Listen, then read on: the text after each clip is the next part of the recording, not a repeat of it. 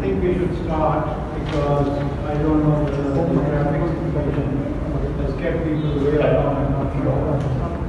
But in any case, punctuality being what it is in Pakistan, I don't think we should wait any longer. पहले तो मैं जावेद मसूद साहब को दरखास्त करूँगा he is also part of our panel. And with me is a gentleman whom you all know, Mr. Sheikh, proud father of the author of this novel that we are holding a book launch of today for the app. Unlike most people who attend book launches and speak on them, I've read the book. I took till 5 a.m. last night reading it. So, as is my habit, you know, I don't speak or write unless I know what I'm talking about. Yes. For those of you who've come to the center for the first time, let me give you a brief introduction, what it's about and what it is we're trying to do again. First and foremost, when I left as editor of Daily Times in 2016, I've been mulling this idea for some time. What would I do? You know, because I knew that that was my last hurrah in the mainstream media. Why did I know that? How did I know that? Because I know the landscape, and secondly, I had fallen foul of the powers that be. And their comment about me after trying to persuade me over 2 years to change my policy was, Rashid Saab baat nahi mante. Very much.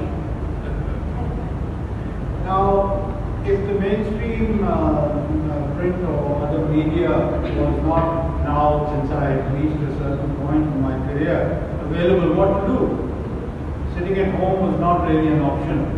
It was an act of mercy to my wife and my children.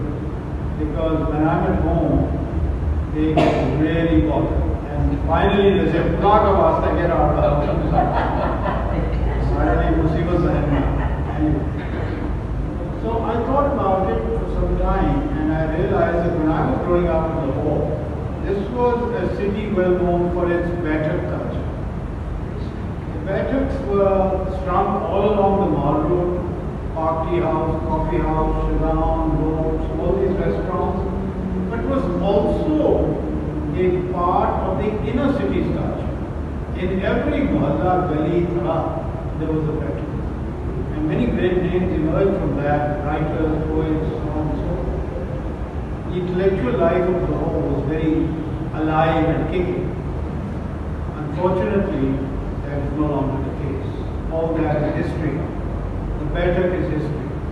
Party House, revived by the government, is a place where people like myself, per se, and because of what I have to say about certain things, are not welcome. But that is not just confined to Party House. The public space has been shrinking over the years. First it was terrorism, and then it was policy.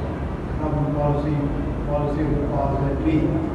So I've had the dubious distinction of being banned from moderating discussions at the Fairs Festival and various other such things. So I thought we should have a space where people can gather and without having to glance over their shoulders or feel hesitant, speak freely. Because I think the other thing that has passed into history is debate, discussion. What passes for debate and discussion on our TV talk shows, I think is what I had once referred to as cockfights. I don't regard that as debate. It's more about volume than argument. So I don't think that is serving the purpose that it should.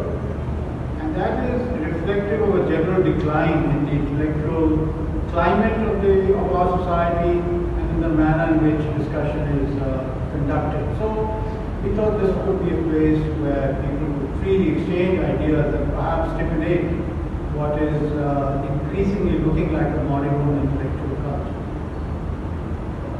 What we've been doing here is lectures, seminars, launches like today, cultural events, mushayaras, readings,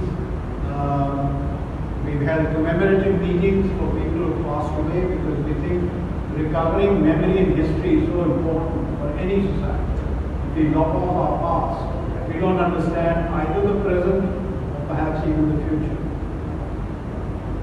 We have also had a film showing of a banned film, Nandita Das's Manto. We had Manto's daughters as guests of honor, all three of them. And we had Nandita Das on FaceTime talking to us, like Sheheryar will be talking to us today, hopefully. We had many plans when I started. Some of them have not yet come to fruition. I'll mention them in passing, because these are still ideas that I want to get to as soon as I have time to scratch my head. One is that we want to show classic world cinema, to wean young minds away from Hollywood and Bollywood masala, which in my view, Veja fry hotels. Serious cinema which says something and stimulates people to conduct or indulge in debate, discussion, and so forth. Hopefully stimulates ideas. We also want to, we are setting up, in the process of setting up a reading library, because I think reading, and particularly reading books, is a threatened species in Pakistan. Our education system doesn't encourage it. Our young people, A, because of the education system, and B, because of the distractions of our age. I call this the age of distraction. The internet, social media, the bombardment constant, which means that you don't have any attention span left, you can't focus on anything for more than 5 minutes at a time. I have the same problem. I have to really cut things off if I want to concentrate.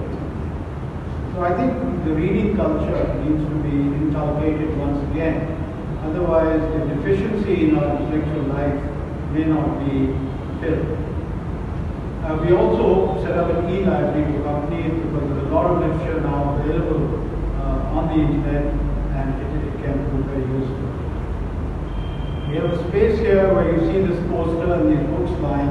So we hope to set up the TV station and do vlogs, which are short 10-minute messages, because that's about the attention span, as I said. And just, get the message across. So these book publishing, I'm writing for the press, for Business Reporter, and I'm taking out a monthly journal online for Pakistan Monthly Review.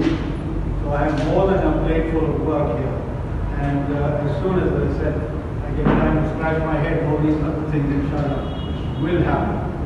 So I've introduced the center, I've introduced your panel, and without further ado and wasting any more of your time, I would request first Mr. Sheikh to say a few words as a proud father, and I think as a friend of his sons, about his son, and perhaps about his book. Sure. Thank you. Okay. Thank you. Firstly, I think our gratitude to Mr. Rashid Rahman, who has set up this amazing facility for facilitating civilized dialogue, which is now missing in our society, which has become increasingly intolerant because of various reasons, and also the fact that it has been brutalized in the last 60, 70 years, but that can be left aside.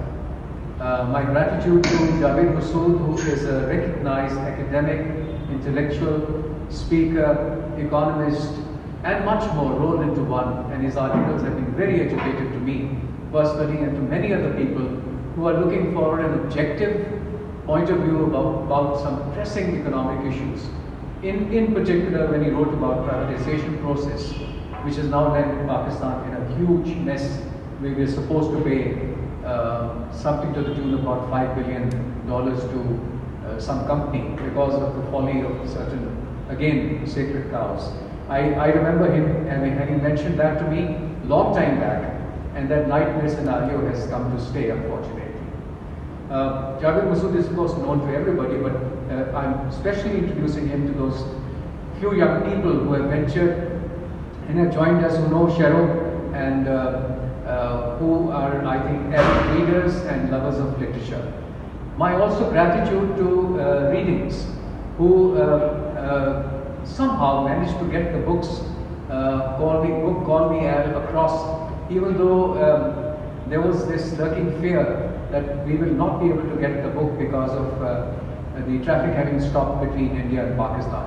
The book has been published by HarperCollins, and surely HarperCollins is no small-time publisher. I'm sure they must have seen some merit. I, as a father, unfortunately, would only see the positive side. But for these two accomplished gentlemen, I'm sure they'll be able to critique the book much better than I can, because my view would be biased.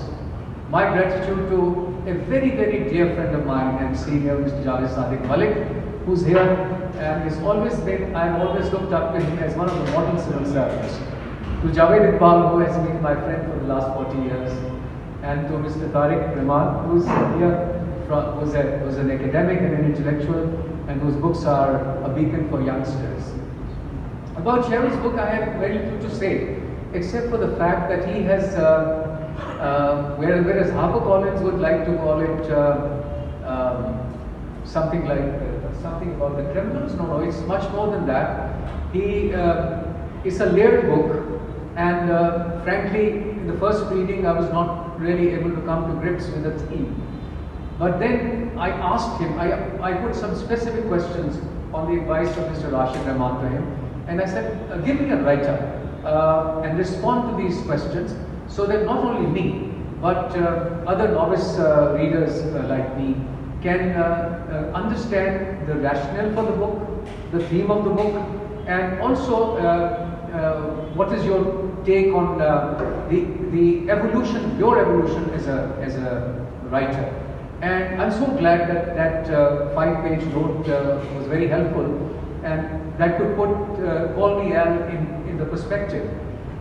Basically, in the book, he's talking about the journey of a hero. And what he's saying in a nutshell is that everyone is a hero, actually. And there are stages to becoming a hero and a superhero. The unfortunate thing is that when we are faced with fears, fear of perhaps unemployment, other kinds of fears, we just stop and root, and our journey to becoming a hero somehow is cut short. Well, this is to put it very, very crudely. I'm sure Rashid Rahman, with his knowledge and with his experience of 30 years of journalism and academics, would be able to summarize it in a much, much better manner. So all I can say is good luck, Sheheryar. You have done a wonderful job. Reading the book was extremely entertaining. Certain parts which are quite unmentionable, I would not say much about that. They were literally so visual that and so laughable that I was laughing alone, and I was cut short by your mother, who said, "Why are you laughing?" I said, "No, I can't explain that to you right now, unless you read the book yourself." Good luck. I hope the book sells. It's not a reading culture. But I'm sure you can advertise it and market it in through the social media, which is a huge platform. And the main thing is that you have given expression to your thoughts. You have put something in this book which is which 10 steps ahead of the previous book that you had published, Still Point of the Turning World. But before I close and stop talking about Sheheryar, I must mention that along with Sheheryar and many of the books that I've read, one of the books that has haunted me, has become part of my memory and myself, is Jamil Ahmad's The Wandering Falcon. If some of you have not heard about it, I must mention it for the reason that I think it's a book which is so layered, multi-layered. It's both a book of fiction, it's a book of history, it's a book about Pakistan, it's a book about follies, and it's a book whose narrative can easily be compared to books like Old Man and the Sea and other top class classics. So to the young people, if you have the time, inclination, and also the money, buy it and read it. You will enjoy it. May I request you will get a question? Thank you. Thank you, sir. Well, there's a connection between our next panelist and The Wandering Falcon, because it was written by his brother, late brother. And I had the privilege of introducing it at a book launch at the Royal Palm Club, where these two usual suspects were also there. Masood has a long and distinguished career in the Pakistan Civil Service, and he has seen many twists and turns of our history firsthand. So, some introduction Badr Sahib has already done. All I can say is that with his wealth of knowledge and experience, we look forward to the book that he's working on, which will probably puncture many of the received wisdoms, half-truths, and not so true things that have been fed to us in our history. We look forward to that book. Without further ado, over to Javed.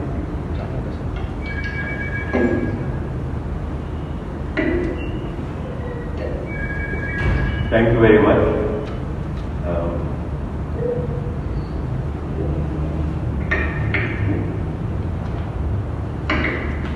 It took me 3 days to read through the book, and at times I thought that I need to reread some of the passages.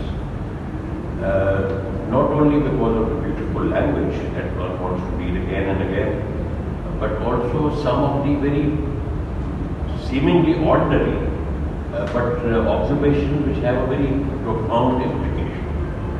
And that is what compels one to try and think about rereading to make sure that one has understood the theme of some of these observations.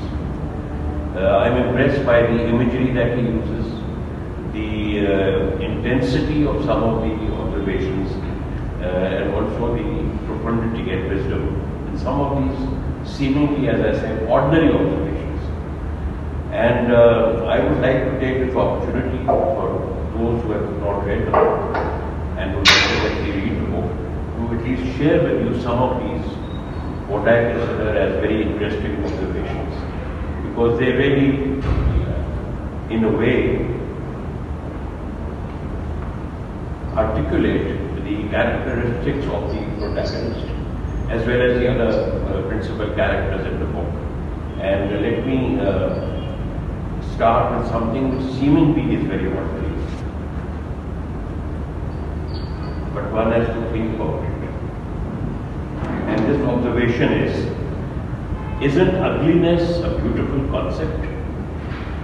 The most unplanned thing, and how it fits so marvelously in the gaps left by things other than all that is beautiful and all that is bland.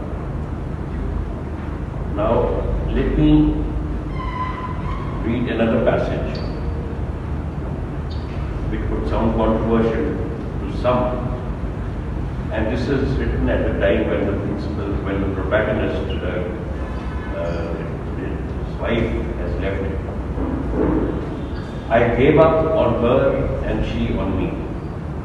Now I can love no woman that innocently, for I see through the facade of makeup-induced divinity and the false bottom softness women bring to everything, under which they are rigid and unyielding.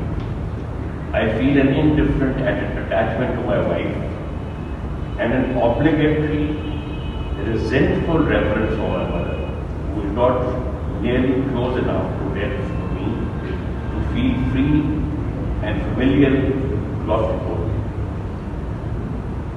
And again, as I said, that one needs to ponder about the implication of these things. And then finally, no need to be wishful about the choices, the lessons, the regrets. Men and women live out the grace given in the myriad ways in which grace can be lived out. Only some make good use of it. Others make perversions that may seem blessed on surface, but the dark bits will begin to show through layers of varnish. The dark bits always have a way of revealing themselves. Now, the other fascinating point I found in this book was that at this young age, his life experiences, even with his few years after his adulthood, are amazing. And I was particularly interested in his very detailed description on how a casino operates. And in that his very sublime advice to casino addicts, which is know when it is time to get up and walk away.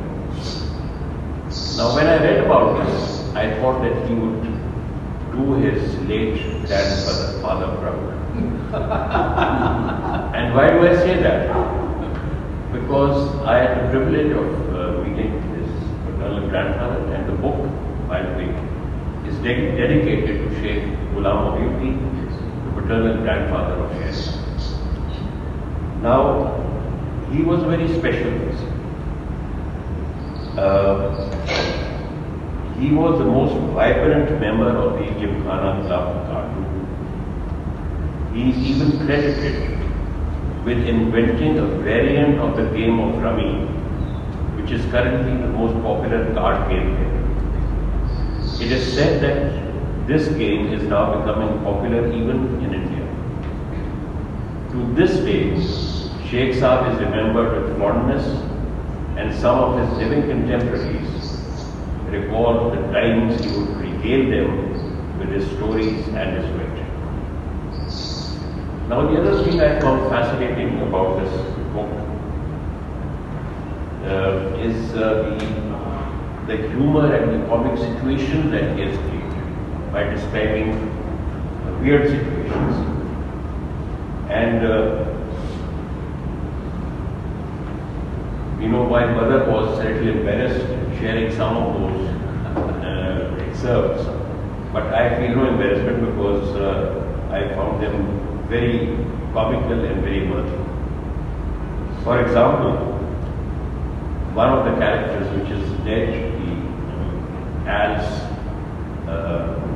potential bodyguard, when his spirit after his death is compelled to be placed in a toilet bowl to wait patiently for Al's bowel movements. I thought this was really, I consider it brilliant, but this was but I found it quite fascinating.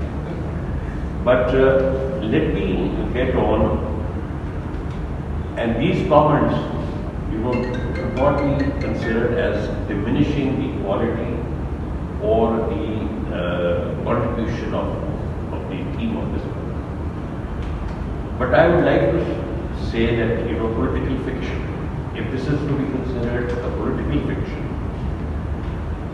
then there are in a way the freedom of the author while writing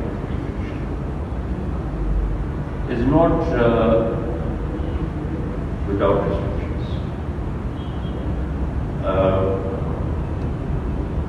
He can exaggerate things, he can write situations, he can dramatize events, but he has to remain on the contemporary version. Otherwise, in a way, an important message that is supposed to be conveyed through political fiction could be vitiated. Now, let me refer to political fiction which I thought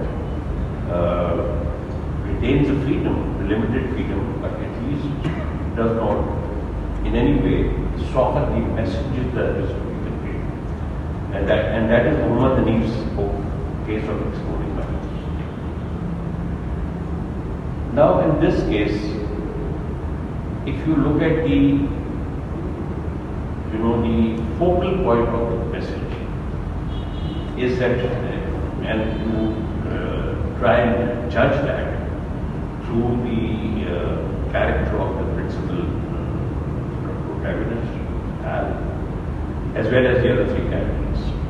And Al's entire focus is on how his role was in decimating people, in destroying a city, in destroying the life of that city, and also his comments on his political opponents. Now, what emerges out of that message? What emerges out of that message is that all politicians are vile and criminal. The message is not only consistent but also reinforces the current national narrative as repeated ad nauseum on a 24/7 basis on the electronic media, something that Rashid also referred to. But when you try and analyze this, can we ignore the fact that during the two stretches when Al's party ruled Karachi, crimes inflicted on the city and its people were patronized by the army leadership, first under Zia and then under Musharraf. The drop seen in the book highlighting the nexus between the general and Al is not sufficient to entirely mitigate the fundamental. In my opinion, the reality is very different. It is the establishment which, through their efforts at political engineering, have clearly shown their preference for such a political leadership that would be influenced, if not black. Yes, one has to confess that the space for discussing this counter-narrative has squeezed sharply in recent times, as again mentioned by Rashid. Yet a skillful writer like Sheheryar could still have used his imagination and writing talent to also incorporate the counter-narrative without stepping over sensitive tools. But I concede that this is easier said than done. Unfortunately, we have now regressed to a state as described by Chomsky, and I quote, "The smart way to keep people passive and obedient is to strictly limit the spectrum of acceptable opinion, but allow very lively debate within that spectrum."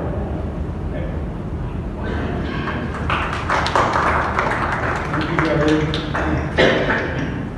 Now, Sheheryar had sent this document to me regarding himself and his journey as a writer, from early essays and other things that a young person or a child, and all the markers along. I'm not going to read the whole thing; it will take too long.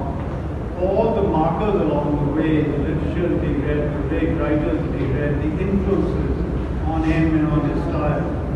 But what comes through, in a very honest way, is that there was something compelling and impelling him in this direction. He didn't want to become, as he puts it, one of the other normal professions, doctor, engineer, something like that. There was something impelling him in this direction that he not only pursued in his own studies, I hope I'm quoting you correctly, but also even during those studies, he was still doing his doctorate, compelled him to put down thoughts, ideas, and creative, impulses that were obviously coursing through his being and through his mind. I haven't read his first novel, but I intend to now. But certainly after reading this one, the thoughts that occurred to me were the following, and not necessarily in that order. First, the style. I found it very interesting that he had reverted to what we, when we were growing up, and when I was still reading literature, which I no longer have time to do, stream of consciousness. A character speaking, not in the first person necessarily, and yet speaking in a way that, he's taking you by the hand, taking you through almost his mind, his life, his journey, whatever he's experiencing, his thoughts, his ideas, his relationships with people, all kinds of things. And the great master James Joyce is always quoted in this context. I'm not saying Sheheryar is today's James Joyce, but he's certainly treading that path, and I found that very interesting. Second, I saw that he had employed what is a perfectly legitimate device in writing literature and fiction, and that is poetic license. And that means you exaggerate, you stretch, you create for dramatic effect things that don't necessarily accord with the truth 100%, but are close enough so that you can identify the people that he's talking about or the type that he's talking about. There are basically three main characters in this book. I won't spoil it for you, I want you to read it, so I won't go into the details.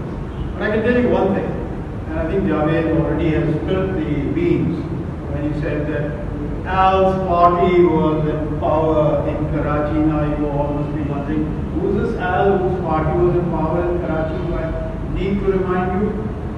Al, as is known in the book, is a thinly disguised portrait of a Taoist. And I found that on the one hand very interesting and on the other hand a bit alarming for Sheheryar. And in my conversation with him the other day, I did say to him, and I said to his parents also, be careful. These people are dangerous. And I think if you read the book, you'll see why I'm saying they're dangerous. I think he spelled it out in great detail. And some of it is in horrifying detail. And this is put it. So the startlingly familiar figure emerges from the page, and to embellish his account, these other two characters were introduced in the book, and how they all end up. I think this is the most interesting part of the narrative that he has strung together. But then the last thought that occurred to me, and I think Javed just said, political fiction. Now, have we reached a point in Pakistan where the only way to tell the truth is through political fiction because we're not allowed to speak the truth otherwise? Is this going to be the way, the honest way to state the truth in the future? I wonder. I don't want to go on. I'll throw the floor open to Sheheryar and the audience. You want to ask him any questions or you have any comment to make. In case you are familiar with the book, please feel free. But I'd like one observation for the benefit of Sheheryar. I don't want him to feel that I have tried to diminish the quality of your book. I think it's a great quality and it's very not only a readable book, but something that one would like to read it again and again. I can endorse that because I said at the beginning, I finished it last night at 5 a.m. in the morning. I couldn't put it down. Once I got into the guts of it, and then you believe it, I couldn't put it down. It's compelling. I think worth reading. Yes, any questions? Would you like to use the mic? Yes, I'm speaking loudly enough, but I think the mic would be okay. No, he needs to hear it. Yes, of course. Okay. Sheheryar Sahib, I will read your book, but I'd like to ask the question about critical fiction as such. Of course, you read Sheikh, Salman Rushdie's Sheikh, and that is about the critical rule of Sheheryar. In what way does your book compare with the concerns of that book? And the way Sheheryar expressed utter shame and the single will of the emotion because of shame. Right? So, how do you do that? First of all, I'd like to thank all of the organizers. Thank you for having me. Thank you for hosting this without my presence. This is a blessing that the internet exists so this can happen. Mr. Rashid Rahman, Mr. Badr Islam, my father, Mr. Jabir Masood, somebody I looked up to for a long time. Thank you so much for having me hosting this event. And everybody who is attending, God bless you. I would not attend an absent authors event unless it was very compelling. So I thank you for being here. The question you have asked, sir, it contains a great assumption that I have read the game. Unfortunately, I have not read that book yet. I have only read synopses of that, but I have read the adventure. You know the Rushdie style. Much of my writing is inspired by him because he is a great writer, no matter what the fundamentalists say about him.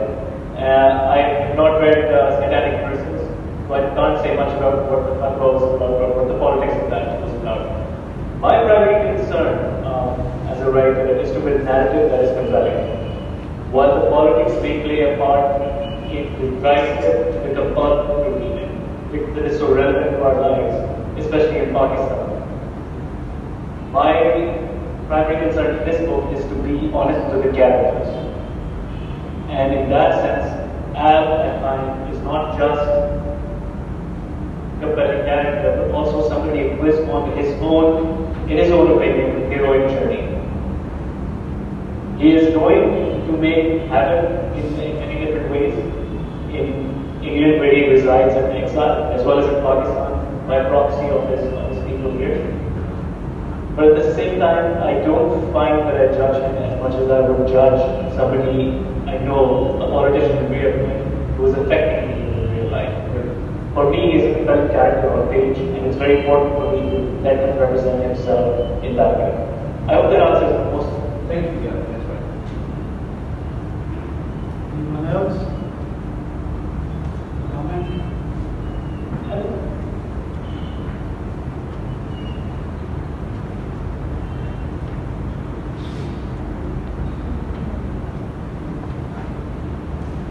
Hello, Sheheryar. My question was basically regarding the portion of your book that has to deal with when the characters basically go up to heaven and as such, and like the sort of supernatural element of your book. Like how did that come about? Because that's not something you usually see in a book of political fiction. And how does that more so relate to like the bigger picture or the larger world? Yeah, that's a great question. If I understand the question, because the audio view obviously is slightly off. If I understand the question, you're asking how did the scenes in the pictorial space start and happen in the book, and why I chose to write that way? Is that the right question? That's the question. Yes, as in what did they have to do with the bigger picture, and as in how do they really come about in a book of political fiction? How do they come about in terms of my writing it? Yeah. So, when I was writing this book, it neatly divided itself into three sections. Ordinary life, purgatorial space, and the rewarding area. The purgatorial space is a complete shift from the ordinary routine. And it's very difficult for people who read literature in the traditional sense to grasp what I'm doing. But again, it's part of what Rashid calls poetic license. You can build in the novel form any space that you want in order to represent what is going to happen. I am not somebody who subscribes to the surrealist or absurdist literature. I want to represent what is actually happening. So I wanted to create literal space to represent another world. And to create that, a shifted form goes from prose to drama. And that needs to happen in order to show that there are multiple perspectives happening over there, not the first person perspective that was happening previously. It flows naturally, but it's supposed to jar for a little bit. That's the effect I was trying to do.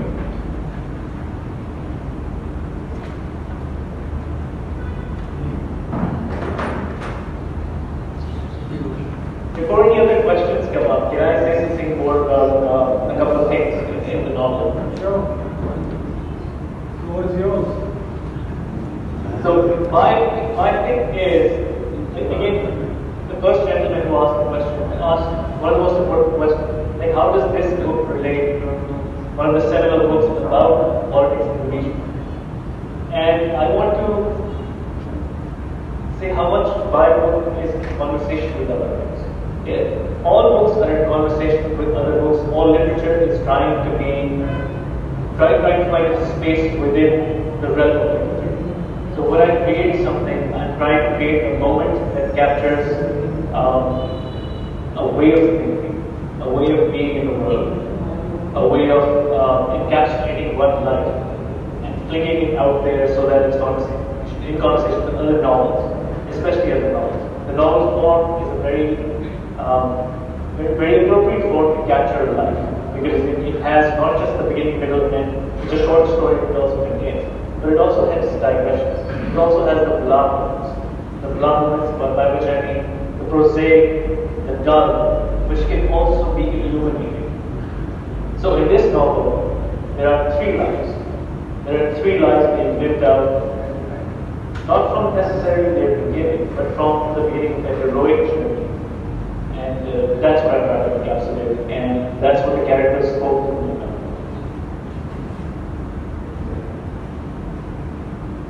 Hi, Sheheryar. I haven't read your book yet, I can do that now.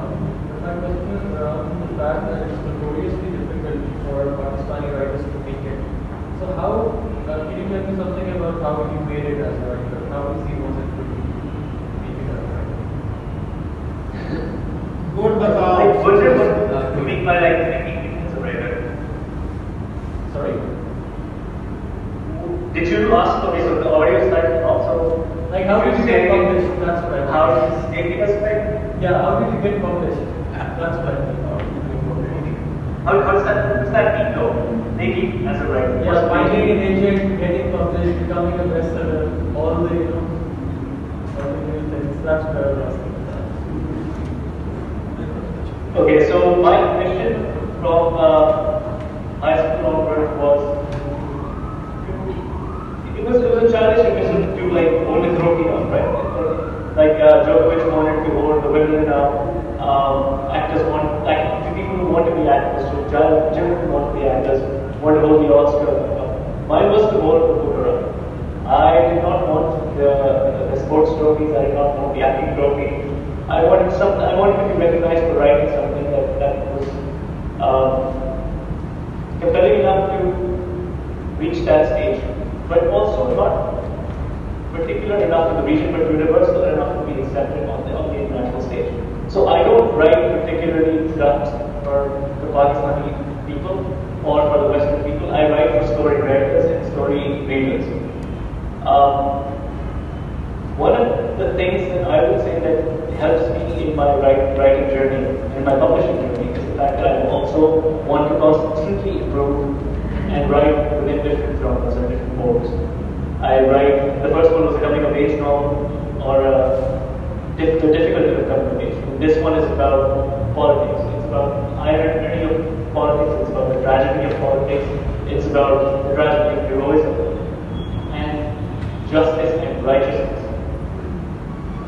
And I keep finding ways to encapsulate my worldview as a child into a novel form.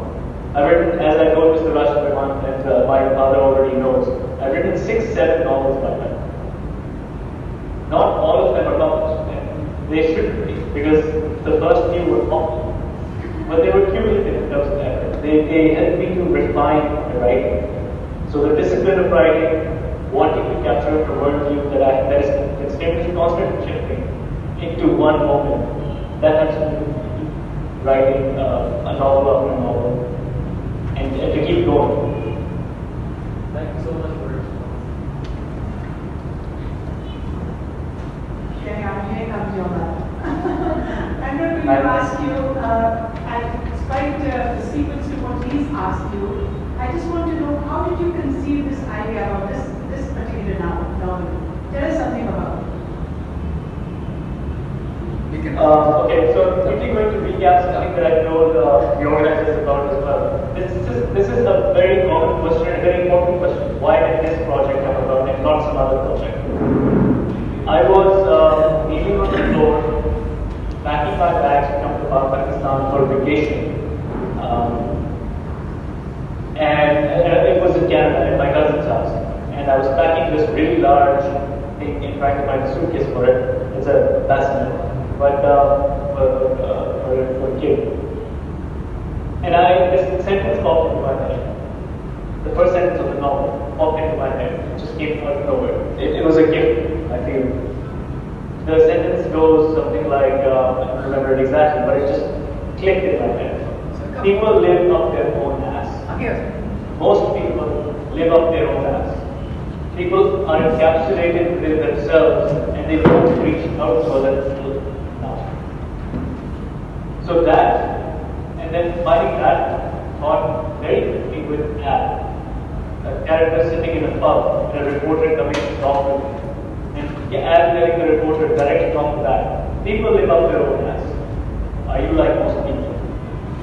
That first sentence came to me. I knew that there was an idea there was a voice there that I could directly tap into.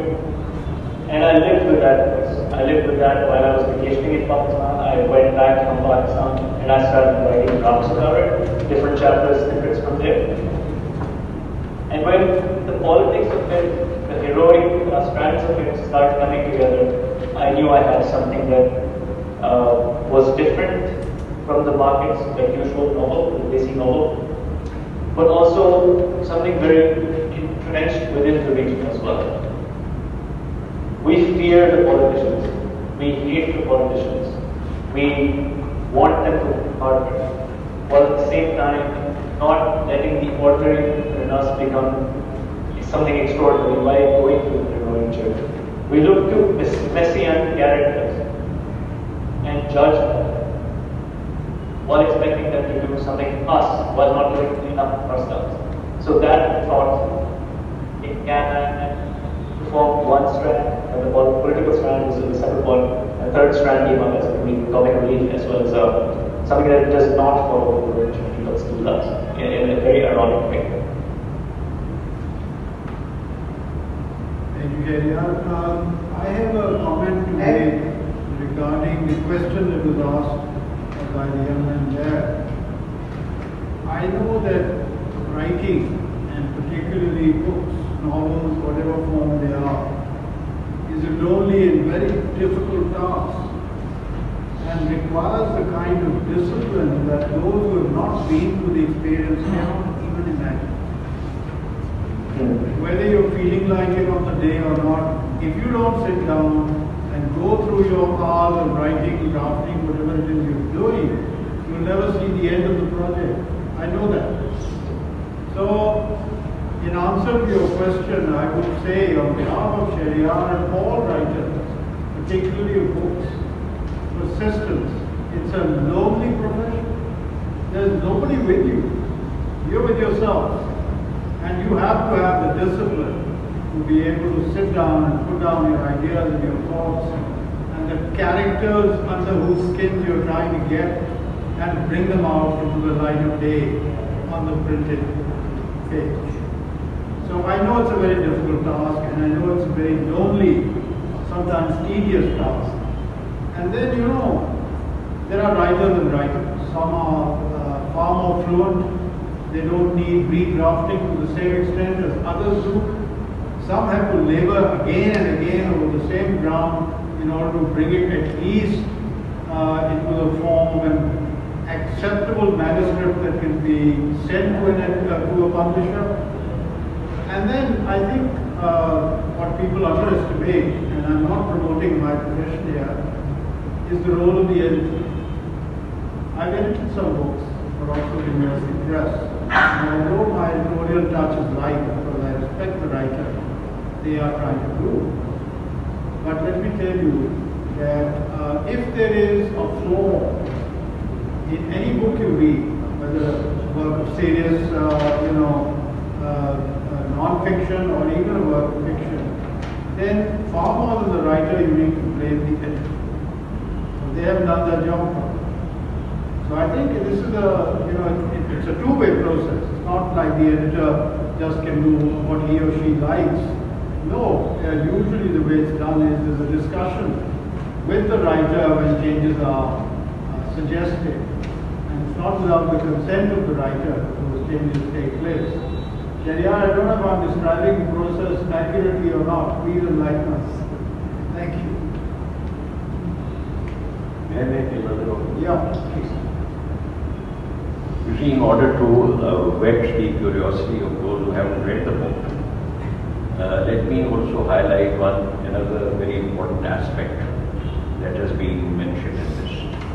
And that is for the comfort of non-practicing Muslims like myself. That when one of the characters, George, is surprised that why is he being admitted to heaven, and he expresses this curiosity with the angel who had conveyed this message to him, that I've never prayed in my life, I've never observed any other principle of religion. So why has the his divineship decided to give me a place in heaven? So the angel replies that I agree with all that you said, but you have established that you are a man of principles. And when you decided to murder an individual, it was because you felt that that individual's continued life is not good for the society. But then he admonished evil. Yes. But if you had actually murdered him, it was God's will that you could not murder him. But if you had, then your place would not have been in heaven, because that was a crime which would not horrify you. But beyond that is another very important ethical question that he raises. And I'm sharing this with you because this is a question which I've often put to many religious scholars. That if you feel that there are two different individuals in this world, both of them have observed all the principles of religion and all the requirements.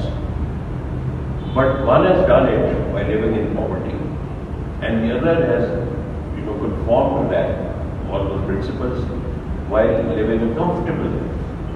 So they've had unequal lives in this world, and you are assuming that they would have an equal sacred position in heaven. But then who will account for the injustice that one has faced in this world? So Sheheryar answers this question in a different way. Because when George asks him, indirectly the same kind of injustices, the consequences of injustices in this world, that some are kidnapped, some are murdered, some are raped, and do they all go through this process that I am going through before I get to heaven? He says no, they have a special status. They will go directly to heaven and they don't have to go through any screening process, because the injustices that they have faced in this world would qualify them for automatic admission in heaven. It might not answer my ethical concern, but it's a very good response to that query or to that element. I didn't want to go there because discussing religion in Pakistan is not free of risk. No. But what I did find, now that the topic has been opened up, was it was a very unorthodox view of religion and the way we see religion. Religion in Sheheryar's novel is not textual. It's not according to Holy Book A or Holy Book B or Holy Book C. The divides that pit followers of one religion against the other. His take actually transcends all that and produces in the process a criterion which is both new and startling and different, and in my view transcends all religion. So it's a very interesting take. I won't say more because blasphemy charge is waiting.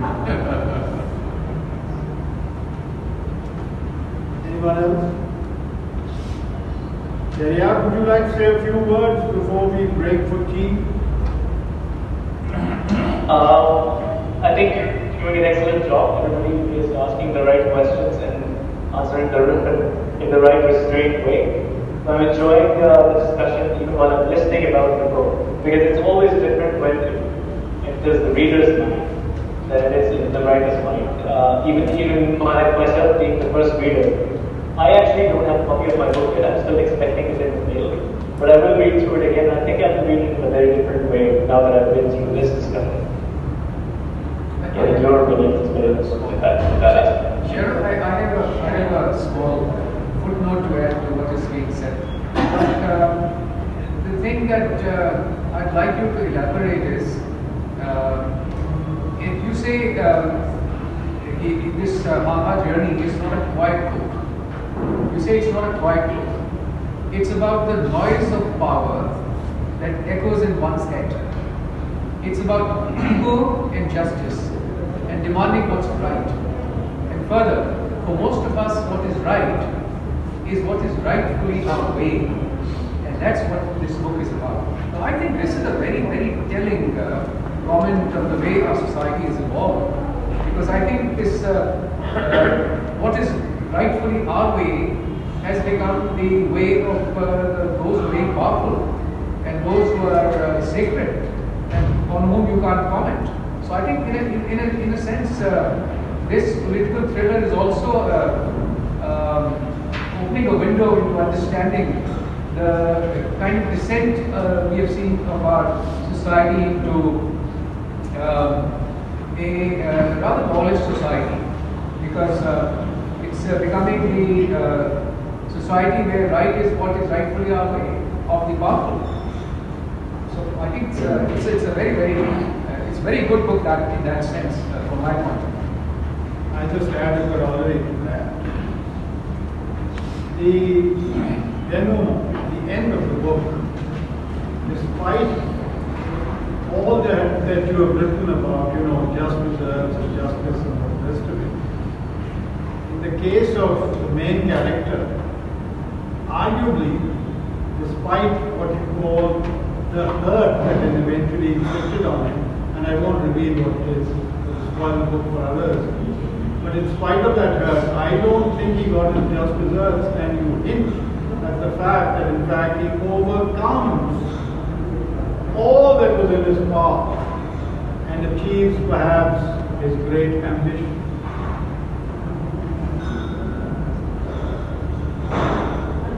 Sheheryar? Was there a question in there? Yeah! Not a statement, a question. It was more of a statement. Ask questions like that. It's not a fair question.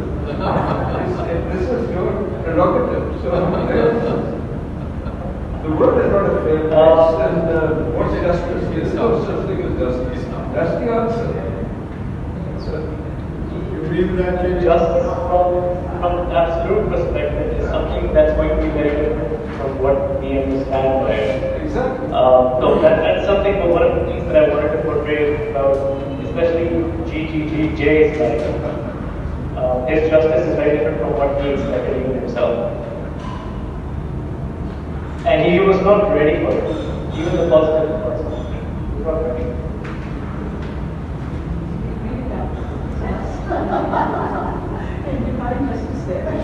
And everybody else in the book gets their own justice, and I won't say much more about that. It's like abstract painting, you find out the secret. Any more comments, questions, anybody? If not, I think I want to thank Sheheryar Sheikh for getting up so early, all the way in Saskatchewan, Canada, to be with us. Thank you so much, and I'm sure you'll be relieved once we relieve you to go and take a nap. A well-deserved one, if I may say. Big time.